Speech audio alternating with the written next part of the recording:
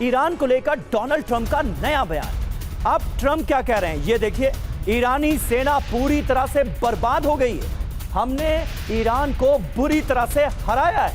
Iran के जहाजों को हमने डुबो दिया। ईरान को परमाणु हथियार किसी भी हाल में नहीं रखने देंगे। तो अपने व्यक्तित्व और अपनी शख्सियत के जैसे बयान अमेरिकी राष्ट्रपति डोनाल्ड ट्रंप देने के लिए जाने जाते हैं, वो रुख, वो रवैया, वो कंटिन्यू करते हुए नजर आ रहे हैं इन बयानों के जरिए भी, जिसमें बहुत बड़ी बड़ी बातें, बड़े बड़े दावे उनकी तरफ से किए गए। और देखिए एक और बड़ी खबर डोनाल्ड ट्रंप के एक और बयान से जुड़ी हुई। ईरान से डील पर क्या कहा गया है डोनाल्ड ट्रंप की तरफ से। ईरान हमसे डील करना चाहता है, डोनाल्ड ट्रंप की तरफ से यह कहा गया है। ऐसे दिखाने की कोशिश हो रही है कि ईरान बेताब है कि हमसे डील कर ले। ईरान को बातचीत की मेज पर आना होगा। ईरान की हालत बिल्कुल भी ठीक नहीं है। ईरान के पास कोई विकल्प नहीं है, डोनाल्ड ट्रंप की तरफ से यह भी कहा गया।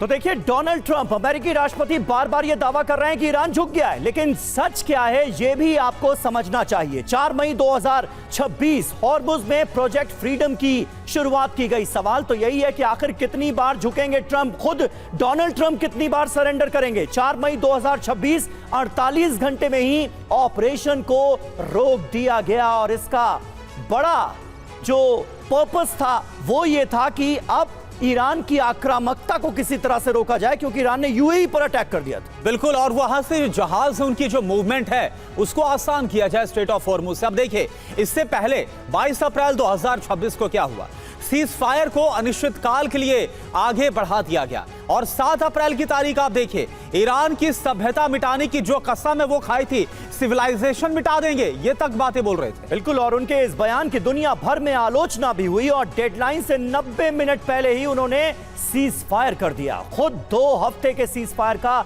ऐलान किया गया। अब ईरानी एटमी प्रोग्राम का जिक्र जरूरी है। हर हाल में परमाणु कार्यक्रम छोड़ना होगा। संवर्धित यूरेनियम अमेरिका को सौंपना होगा। यूरेनियम के मुद्दे पर फिलहाल कोई एक्शन नहीं है, यानी बातें बड़ी बड़ी की जा रही हैं, लेकिन ईरान का वो आक्रामक रुख जो डे 1 से नजर आया वो अभी भी बरकरार नजर आता है। अमेरिका बार बार अपनी बातों से पलटता दिखता है। बिल्कुल, और देखिए यहां पर अमेरिका साफ तौर पर कदम पीछे खींचता नजर आ रहा है, लेकिन साथ ही देखिए बातें बड़ी बड़ी, बातचीत का ऑफर ईरान के साथ खुद बातचीत की वो पेशकश कर रहे हैं और ये तक बोल रहे हैं डोनाल्ड ट्रंप कि ईरान बेताब है हमसे बातचीत करने के लिए। ईरान ने बात करने से तो इंकार कर दिया।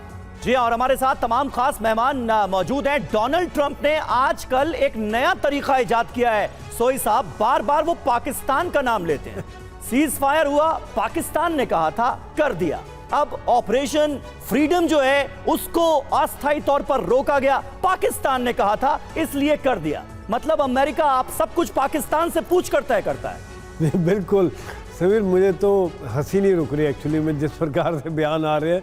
काफ़ी इंटरेस्टिंग बयान रहता है, दुनिया में काफ़ी एंटरटेनमेंट हो रहा है, काफ़ी मनोरंजन हो रहा है जिस प्रकार के बयान आज ट्रंप साहब देते हैं। एक इतने बड़े देश के राष्ट्रपति होते हुए ऐसा शोभा भी नहीं देता है। और पाकिस्तान क्या है, पाकिस्तान के कहने, ये तो देखिए उन्होंने रोकना खुद था, क्योंकि जैसा भी आपने बताया कि यूएई के ऊपर हमले हुए, उन्होंने उम्मीद नहीं की थी कि ईरान के पास अभी भी शक्ति है।